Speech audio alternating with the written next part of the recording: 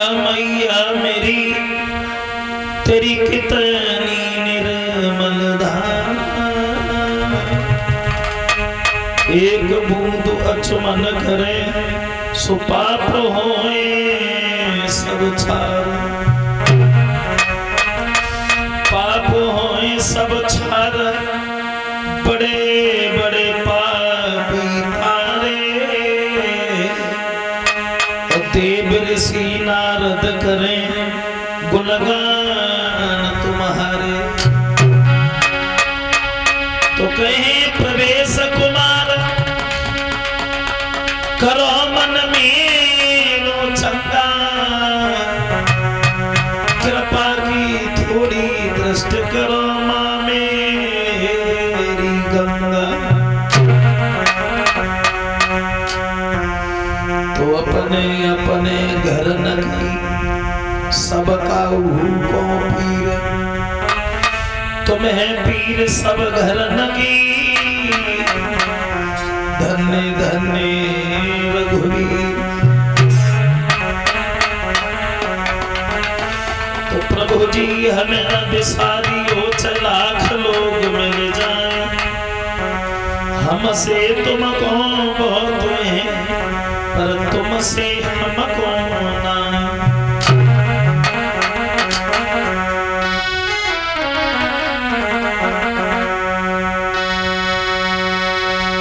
तो गोविंद गाड़ी भीड़ में हम सुमिरते तो पतिला की पहला सुबह ही भलो सोमो, जिनकी कृपा मात्र से ठोर मिलता नहीं कलेश को, श्रद्धा सहित प्रणाम है इस प्रवेश की गुरु प्रजेश को। बोलिए गुरुदेव भगवान की।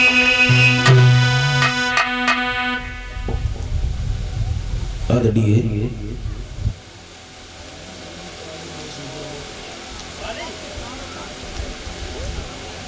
उपस्थित हमारे सभी श्रोता बंधु, भगवान की पवित्र कथा को चलते हुए जो आज ये 5वां दिन है, भक्त और भगवान की चर्चा कर रहे हरिहर क्षेत्र गंगा के किनारे बैठे हुए व्यास के पुत्र श्री सुखदेव अभिमन्यु के पुत्र महाराज परीक्षित को कथा सुनाते हुए बोले हैं, सुनिए उत्तरानंदन परीक्षित कि अपने सी देश भारत में कैसे कैसे राजा हुए, कैसे कैसे दानी हुए, हजारों कष्ट उठाए, लेकिन इन्होंने अपने धर्म को कभी पीठ नहीं दिखाई। ऐसे धर्म पर चलने वाले राजा हुए महाराज हरिश्चंद्र। आइए थोड़ी देर महाराज हरिश्चंद्र के जीवन के बारे में गौर करते हैं, फिर इसके बाद में देखेंगे कि भगवान श्री कृष्ण का अवतार मथुरा की जेल खानों में किस तरह से हुआ था। देखो ये हरिश्चंद्र त्रिशंकु के पुत्र थे, त्रिशंकु के, और त्रिशंकु त्रियंग के पुत्र थे। ये हरिश्चंद्र बहुत बड़े दानी थे, बहुत बड़े राजा थे। इनके घर में एक पत्नी थी जिसका नाम था तारा, इनके घर में एक बेटा था जिसका नाम था रोहितास। हरिश्चंद्र इतने बड़े दानी थे, इतने बड़े दानी थे कि इनके पास में जो आंस लेकर के आता था वो बिम्ब को लौट करके नहीं जाता था। जो मांग देता है हरिश्चंद्र भाई दे देते हैं, जो कहता है हरिश्चंद्र भाई करते हैं। लोग जब संध्या को सोते हैं तो हरिश्चंद्र का नाम लेकर के, सुबह जब जागते हैं तो हरिश्चंद्र का नाम लेकर के, इतना बड़ा नाम हुआ, इतना बड़ा नाम हुआ कि लोग इनके पीछे पड़ गए, फिर इन्हें बदनाम करने लगे। बदनाम एक बात हम आपको और समझा दें, देखो बहुत बड़ी मेहनत करने के बाद में समाज में थोड़ा सा नाम होता है, बहुत बड़ी मेहनत करने के बाद में और जब समाज में थोड़ा सा नाम हो जाए फिर लोग उसके पीछे पड़ जाते हैं, फिर उसे बदनाम करने लगते हैं, बदनाम। क्योंकि अमिताभ बच्चन ने भी गाना गाया था, जो है नाम वाला वही तो बदनाम है। फिर हमारे अंगने में तुम्हारा क्या काम है? जिसका समाज में दुनिया में नाम है तो आजकल वही बदनाम है। अब खुद अंदाज लगाओ, जिसे अच्छी तरीका से गांव का आदमी नहीं जानता हो, जिसे अच्छी तरीका से क्षेत्र का आदमी नहीं जानता हो, जिसका समाज में दुनिया में नाम ना हो तो वो बदनाम क्यों होगा?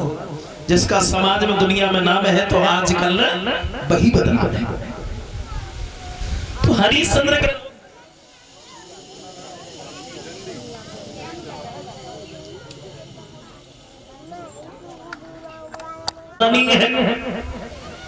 जो मांग देता है हरिश्चंद्र भाई दे देते हैं, जो कहता है हरिश्चंद्र भाई करते हैं।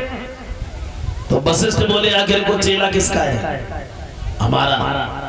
और हमें अपने शिष्य पर घमंड है कि हरिश्चंद्र मर सकता है लेकिन धर्म को पीठ कभी नहीं दिखा सकता है।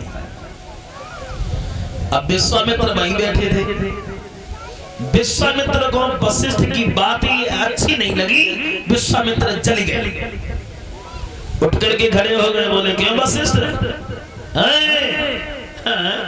किसकी प्रशंसा करने में लग गई तुम?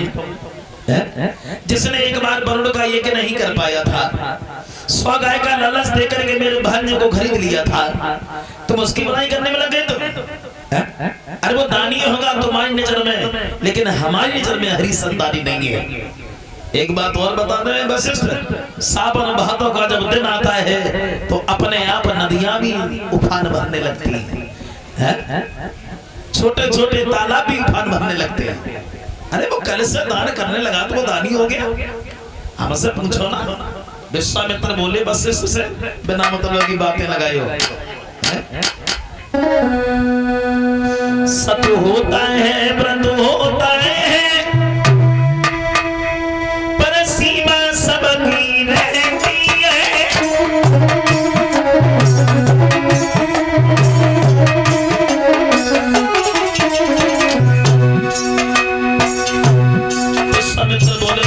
हमारी बात सुनो, वो दानी होगा तुम्हारी नजर में, लेकिन हमारी नजर में हरिश्चंद्र दानी नहीं है।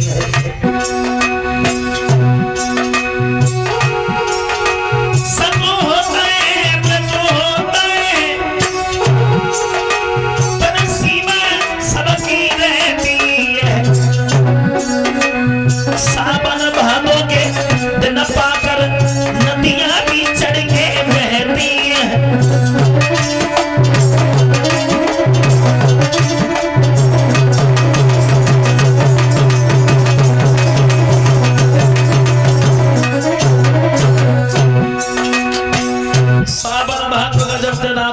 छोटी छोटी बलैया भी उफान भरने लगते हैं, क्योंकि सोना क्या खूब चमकता है जब तक बनी बैठे आंचली, मुन बनिए घर की बातें कि हरिश्चंद्र की जांच नहीं।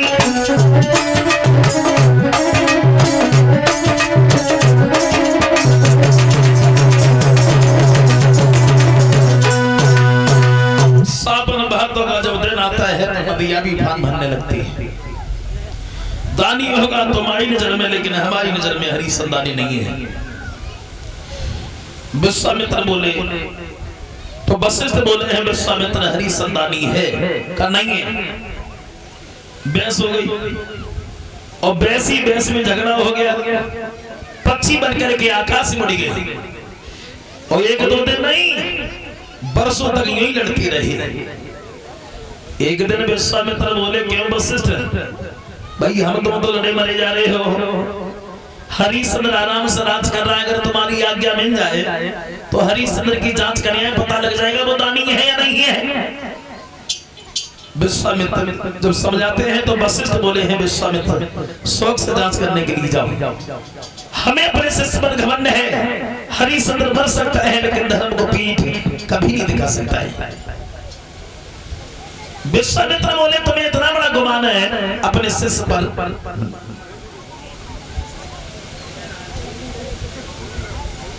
इतना तुम्हें गुमान है अपने शिष्य पर,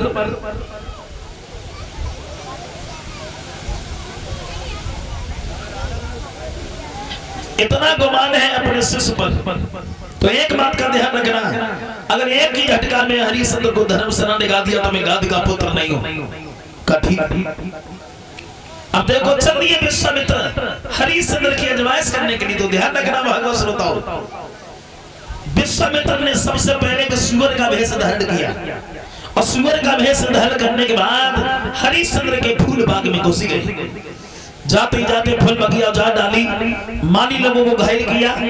देर नहीं करी विश्वामित्र ने,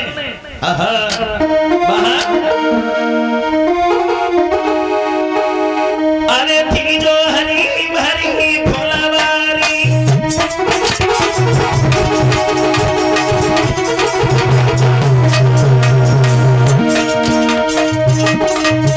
विश्वामित्र हरिश्चंद्र की अजमाइश करने के लिए चल दिए। सुअर का भेष धारण किया है और सुअर का भेष धारण करने के बाद हरिश्चंद्र के फूल बाग में घुस गए। जाते जाते फूल बगिया उड़ा डाली, माली लोगों को घायल किया। देर नहीं करी विश्वामित्र ने, थी जो हरी भरी फुलवारी, सुकर बन के धई उतारी,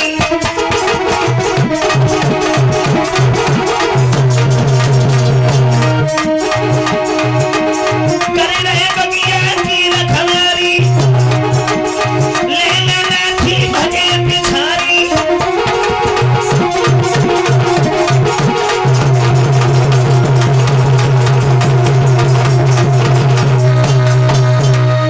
देर नहीं कि विश्वामित्र ने सुअर का भेष धारण किया है और सुअर का भेष धारण करने के बाद हरिश्चंद्र के फूल बाग में घुस गए।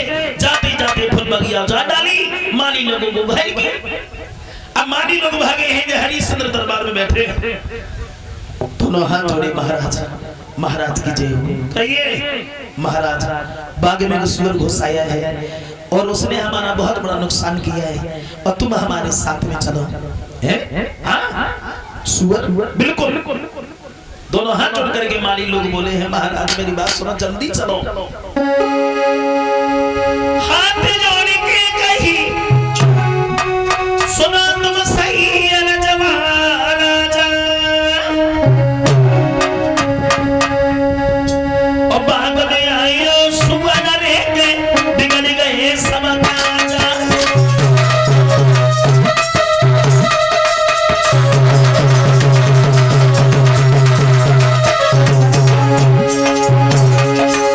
बाग में सुअर घुस आया है, हम लोगों को घायल कर दिया है, अब तुम हमारे साथ में चलो महाराज।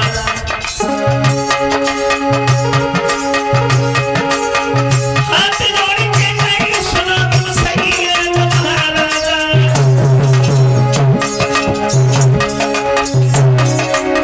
बाग में आयो सुअर रे बिगड़ गए सब काजा।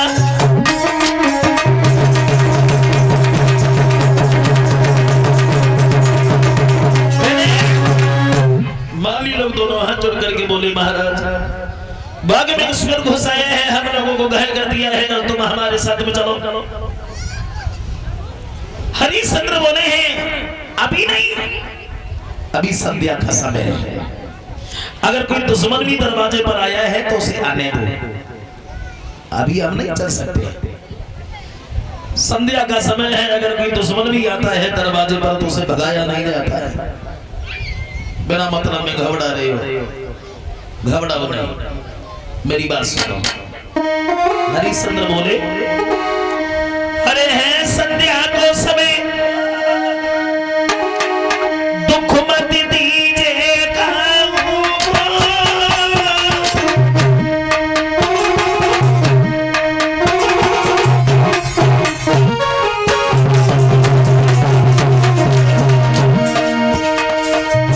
अभी संध्या का समय है, अगर दुश्मन भी दरवाजे पर आए हैं तो उसे आने दो। है संध्या को समय, अरे दुख मत दीजिए काहू को,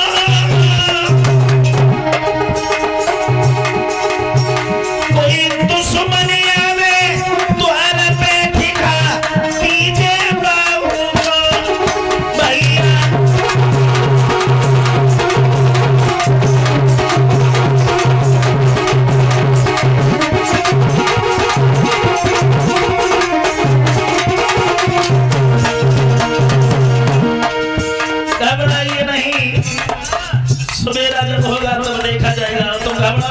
चलेंगे।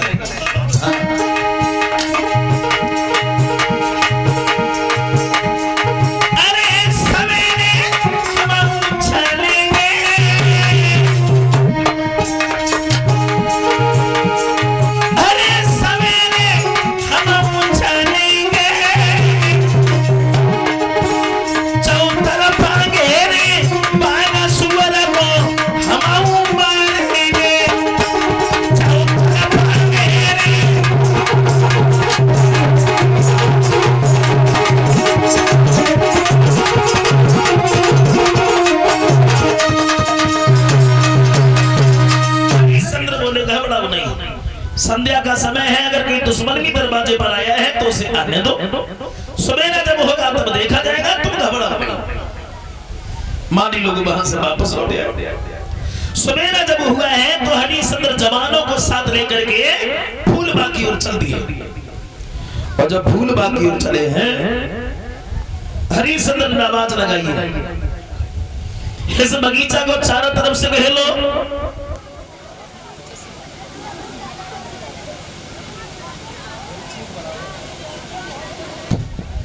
ईश्वर ने हमारा बहुत बड़ा नुकसान किया है, ये यहां से भाग ना पाए, पकड़ लीजिए इसे।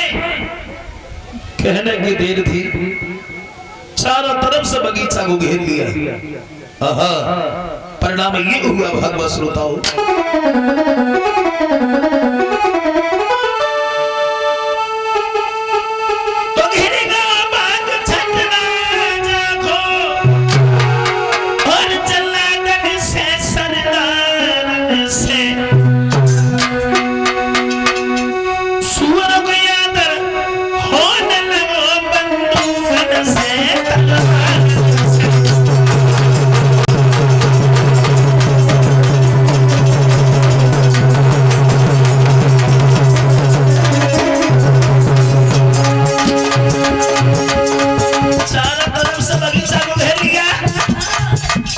हरिश्चंद्र बोले हैं बाजी भाई इसने तो बहुत बड़ा नुकसान किया, पकड़ लीजिए इसे। लेकिन एक बात का ध्यान रखना, इसे मारना नहीं, पकड़ करके मेरे पास लेकर के आना है, इससे सजा हम देंगे।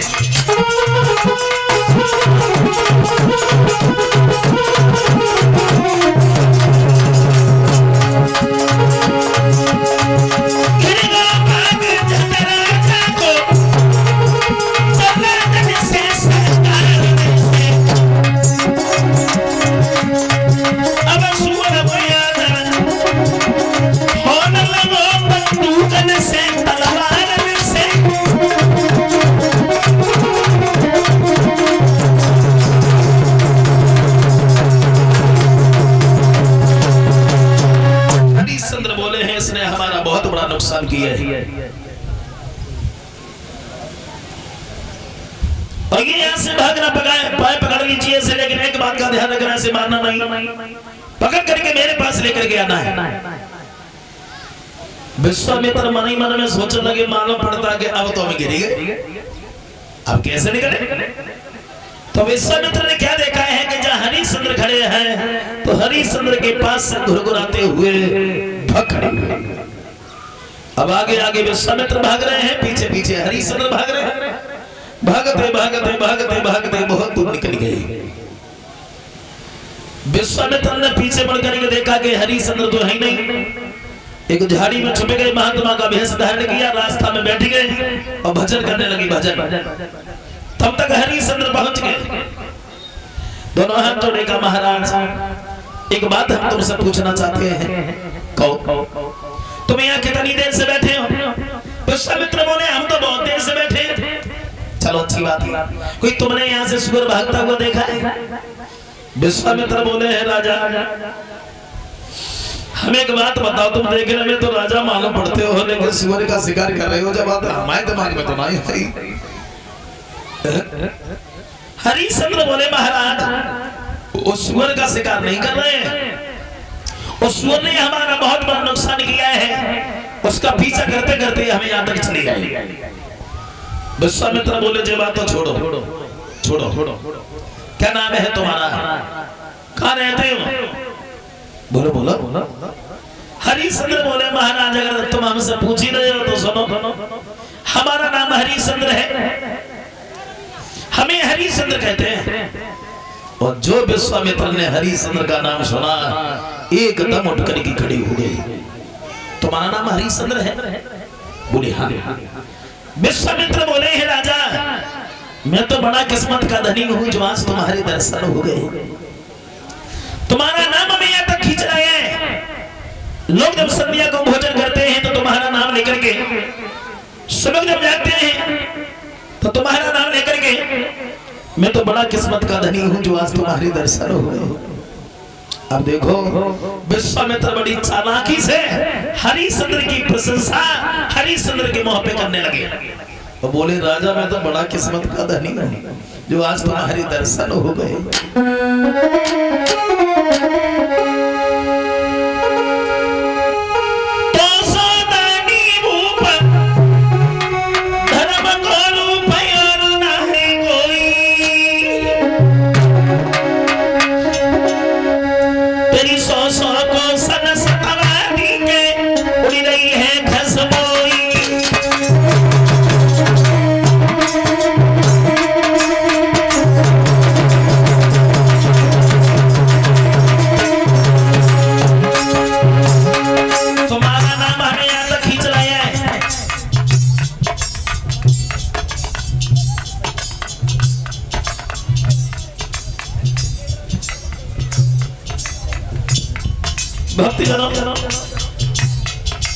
विश्वामित्र बोले तुम्हारा नाम हमें यहाँ तक खींच लाया है।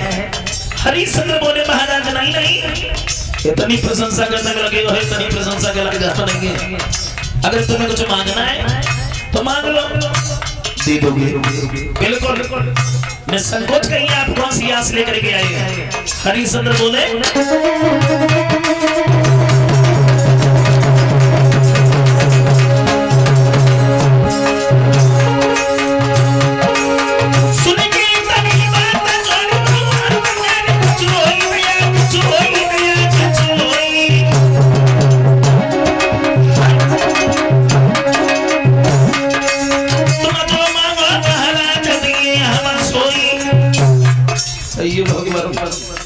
कौन सी आस लेकर के आए हैं? क्योंकि मेरे कमीना धन की हरिया भरे जो सुनी धन की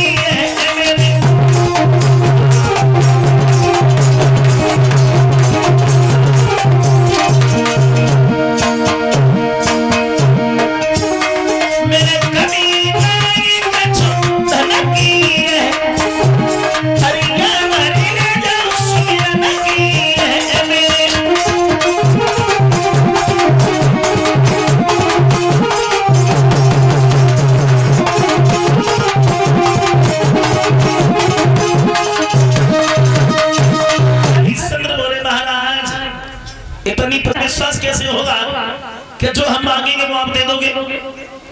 हरिश्चंद्र बोले महाराज कैसे विश्वास करोगे? विश्वामित्र बोले हम विश्वास तब करेंगे पहले आप तमाचा भर जाओ और गुरु की सौगंध खा जाओ तो हम विश्वास करेंगे, वैसे नहीं। हरिश्चंद्र बोले महाराज हमें ऐसा लगता है तुम ऐसे वैसे राजाओं से दान मांगते रहे,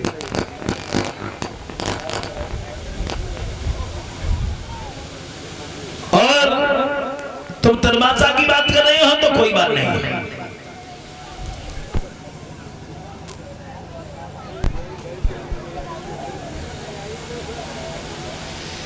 तमाचा की बात कर रहे हो तो कोई बात नहीं है।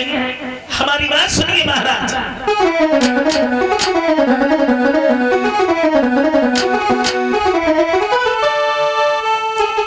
तो तेरा बादशाह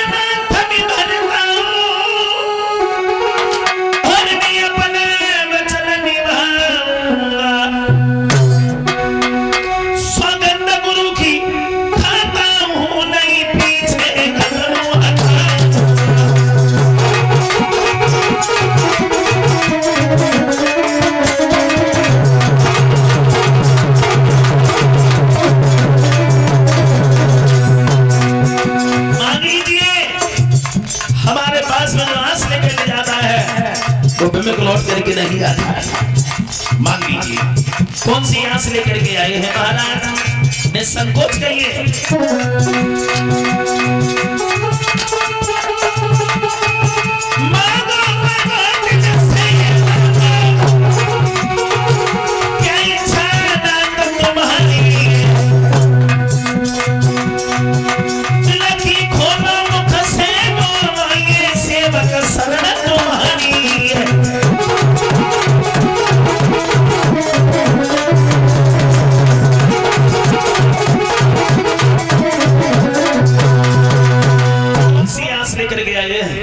हमारे पास में निवास लेकर के आता है वो कभी निराश लौट करके नहीं जाता है। मांग लीजिए क्या चाहते हैं। विश्वामित्र बोले अब हमें विश्वास हो गया कि जो हम मांगेंगे वो आप दे दोगे, लेकिन हमें ज्यादा नहीं चाहिए, थोड़ा सा। हमारे घर में एक बेटी है, शादी के लायक है और इतनी दौलत नहीं है जो हम अपनी बेटी का विवाह कहीं अच्छे घर में कर सके। थोड़ा सा दान, संकल्प की पढ़ाई की दक्षिणा 7 भार सोना। कितना? 7 भार सोना। देखो एक बात और बता दें, एक विद्वान तो यहां तक लिख रहा है कि 96 शेर का एक भार होता है, 96 शेर का एक भार होता है। और विश्वामित्र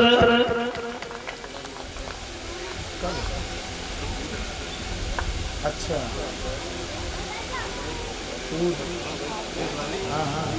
अच्छा भक्त जनों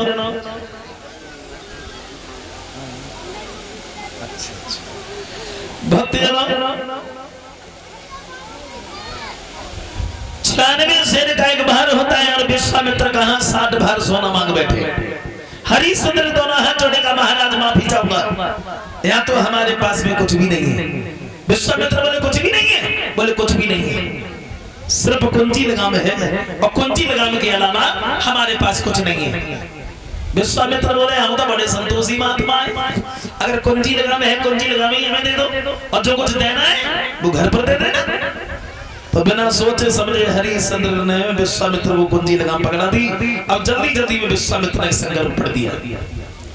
दरबार में जब पहुंचे हैं तो हरिश्चंद्र ने नौकरों से आदेश किया जा महाराज को 60 भार सोना ला करके दो।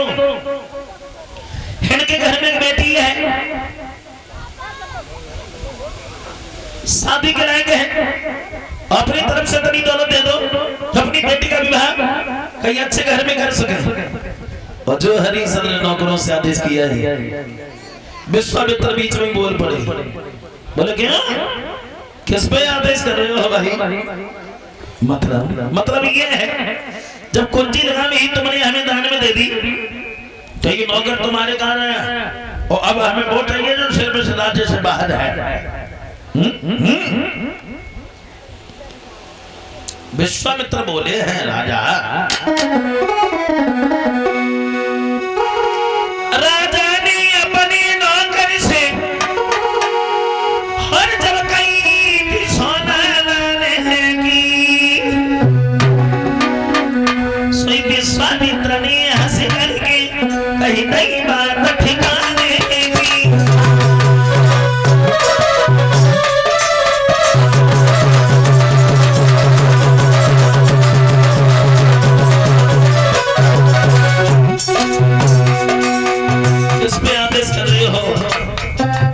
जब कुंजी लगाने ही तुमने हमें दान में दे दी तो ये नौकर तुम्हारे कहाँ रहे हैं और अब हमें वो चाहिए जो सिर्फ इस राज्य से बाहर है कोई।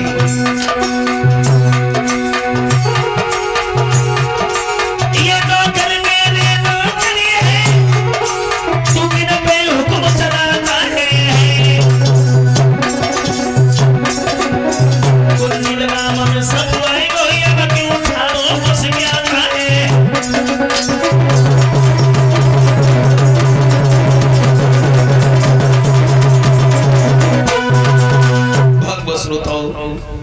विश्वामित्र बोले हैं हरिश्चंद्र जब कुंजी लगाम ही तुमने हमें दान में दे दी तो ये नौकर तुम्हारे कार्य है और अब हमें वो चाहिए जो सिर्फ इस राज्य से बाहर है वही। जो इतने शब्द हरिश्चंद्र ने सुने तो थोड़ी देर होश नहीं रहा कि हम खड़े खाए, चेहरा मलिन हो गया और जब चेहरा मलिन हो गया तो विश्वामित्र बोले हरिश्चंद्र, जब संकल्प की बढ़ाई की रचना नहीं दे पाओगे तो हमसे मना कर दो, ये चेहरा सुस्त कैसा है तुम्हारा, हम धीरे से निकल जाएंगे, किसी से कुछ नहीं कहेंगे।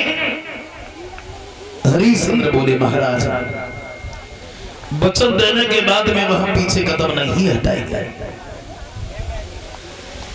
अगर ऐसी बात है तो कोई बात नहीं है, आप हमें मैं चलो तुम्हारा कर्ज अदा हो जाएगा। विश्वामित्र बोले तुम्हें मैं चलो, झाड़ू लगाना तुमसे नहीं आती, बर्तन साफ करना तुमसे नहीं आती, और 60 बार सोना में बहुत महंगे पड़ोगे, कौन खरीदेगा तुम्हें? बोले महाराज मैं अकेला नहीं हूं, हमारे घर पर एक पत्नी है, एक बच्चा है, हमारी स्त्री को बेच लो, हमारे बच्चे को बेच लो, तुम्हारा खर्च अदा हो जाएगा। विश्वामित्र बोले बाजी खुद मना नहीं कर पाए, अपनी स्त्री से मना करवाना चाहते हैं? अरे हरिश्चंद्र ऐसी स्त्री दुनिया में कौन सी है जो अपने पति के कहने से मिल जाएगी? बोले महाराज जिन स्त्रियों में तुम हमारी पत्नी की गिनती कर रहे हो वैसी हमारी स्त्री नहीं है। विश्वामित्र बोले तुम्हें इतना बड़ा गुमान है? तो पूछ गया, बिकने के लिए तैयार है तो अभी खुश, और नहीं बिकने के लिए तैयार है तो और ज्यादा खुश। अब महाराज हरिश्चंद्र दरबार से घर की ओर चले। रानी तारा ने अपने पति को जिस समय आता हुआ देखा तो बड़ा सम्मान किया, बड़ा सम्मान किया तारा ने।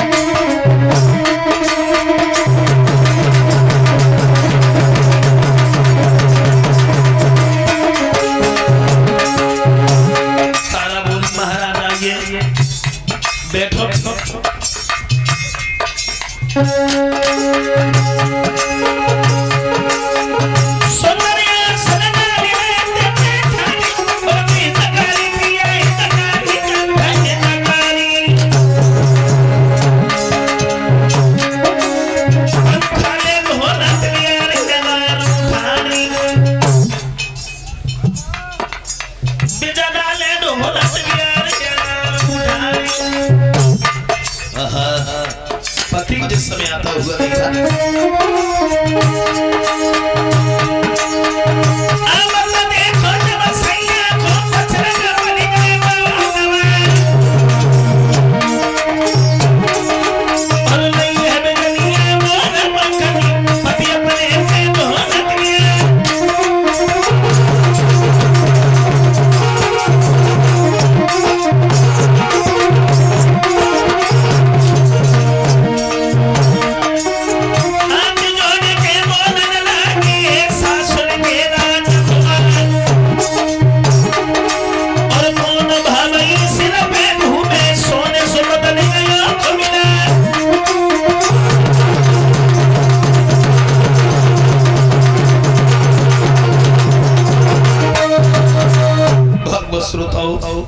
महाराज हरिश्चंद्र जब दरबार में पहुंचे हैं, दरबार से घर पे पत्नी ने अपने पति को इस समय आता हुआ देखा है, बड़ा सम्मान किया, कहा ये महाराज बैठो।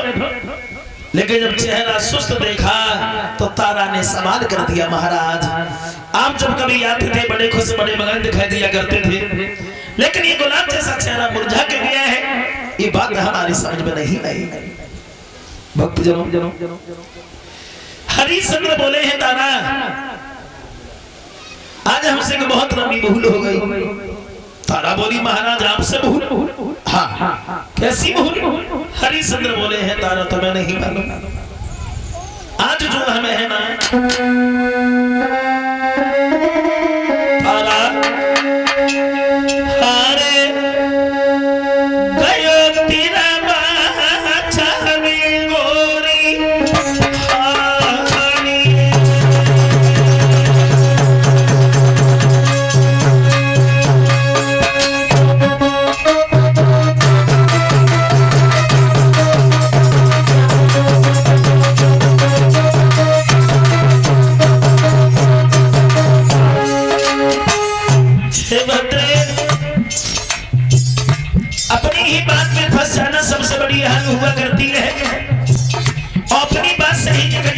से बड़ी जीत हुआ करती है, लेकिन आज अपनी बात में ही फंस गए।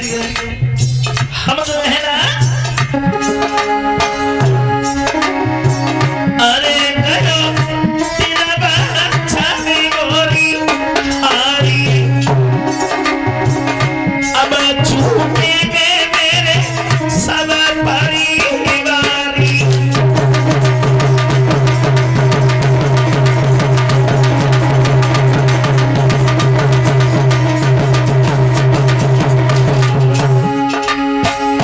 राज्य चला गया, इस बात की हमें चिंता नहीं है। चिंता तो सिर्फ इस बात की है कि सब कुछ जाने के बाद पर भी हम कर्जदार हैं नहीं है। दुख तो सिर्फ हमें एक बात का है,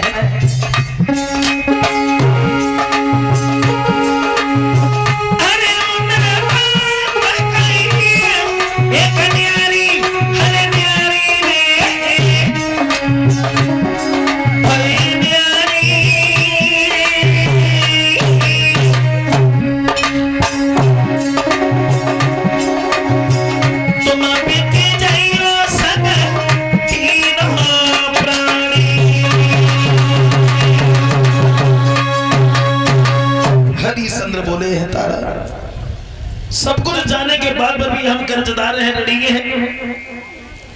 क्या तुम धर्म की नाम को उस पार लगा सकती हो? क्या तुम हमारे साथ में बिक सकती हो? बोलो तारा। और जो इतने शब्द तारा ने सुने के बिक सकती हो? तारा बोली महाराज, हमें तुम यहाँ तक ऐसे पूछने चले आए जैसे मैं किसी और की पत्नी। क्या हम पर विश्वास नहीं है? कहना कि ये शरीर हमारा है स्वामी, लेकिन सब अधिकार तुम्हारा है। तुम हमारे टुकड़े टुकड़े करवा दो, फिर भी हम तुमसे कुछ नहीं कहेंगे। ऐसे पूछने चले आए जैसे मैं किसी और की पत्नी। चलो हम बिकने के लिए तैयार है। हरिश्चंद्र बोले तारा, आज हम समझ गए बलवानों का कोई सम्मान है तो तुम्हारी जैसी बनाओ से। आज अगर ये पृथ्वी टिकी हुई है तो सिर्फ तुम्हारी जैसी महिलाओं से तारा। हमें विश्वास था कि तुम हमसे मना नहीं करोगे। हरिश्चंद्र बोले तारा, आज हमारे दिमाग में आ गया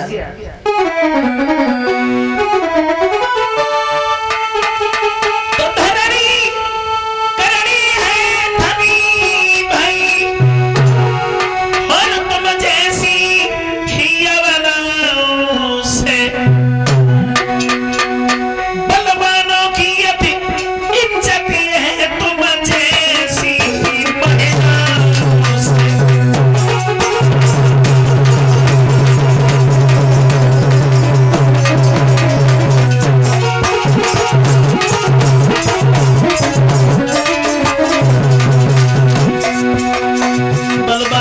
सम्मान है तो तुम्हारी जैसी महिलाओं से। आज अगर ये पृथ्वी टिकी हुई है तो सिर्फ तुम्हारी जैसी महिलाओं से हम समझ गए।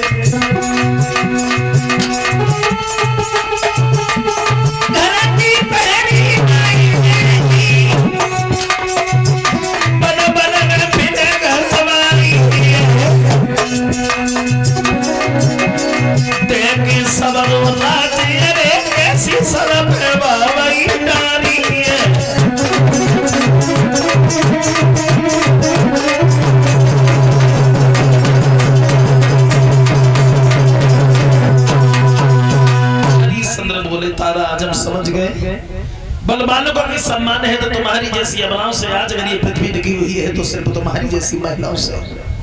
चलो हमारे साथ। कहाँ है रोहितास? बुलाइए उसे। रोहितास को बुलवाया। हरिश्चंद्र बोले हैं तारा, इन वस्त्र आभूषणों पर भी हमारा कोई अधिकार नहीं है। इधर तीनों प्राणी फटे पुराने वस्त्र धारण करते हैं और नंगे पैर निकलने लगे हैं।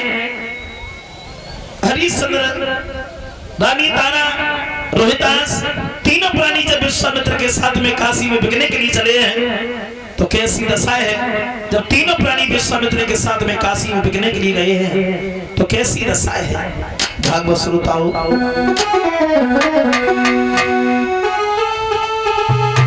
रानी को सब सिंहार छोड़ो और केवल एक सारी मोटी है। राजा पर केवल धोती है, बेटा पे सिर्फ धोती है।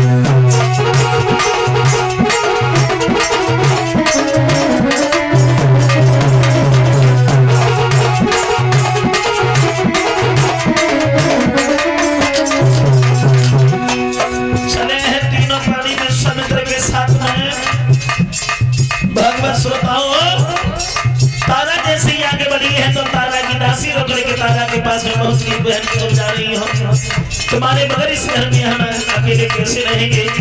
तारा की दासी होकर के तारा से बोली सकी,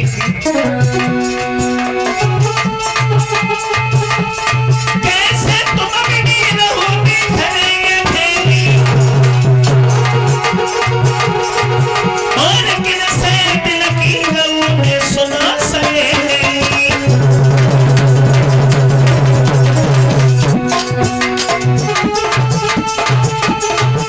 मेरी बहन तुम बिना नहीं जी पाऊंगी,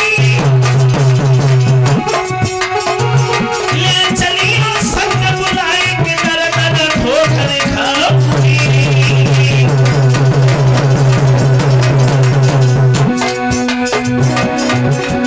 भैया वो मत देख के दासी को महारानी रोन लगी, भक्तों वो मत देख के दासी को महारानी रोन लगी।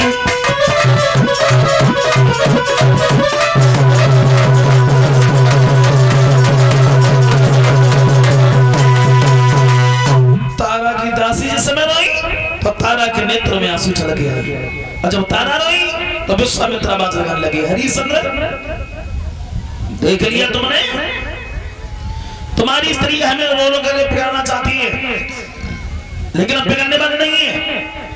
और काशी यहां से बहुत दूर है, कब तक पहुंचेंगे, चलो हमारे साथ। चल दिए तीनों प्राणी, और जब तीनों प्राणी विश्वामित्र के साथ में चले हैं, अपने जन्मभूमि को प्रणाम करते हैं, और जन्मभूमि को प्रणाम करने के बाद तीनों प्राणी जब आगे बढ़े हैं और बोले कि अब प्रणाम करो राजधानी, अब प्रणाम करो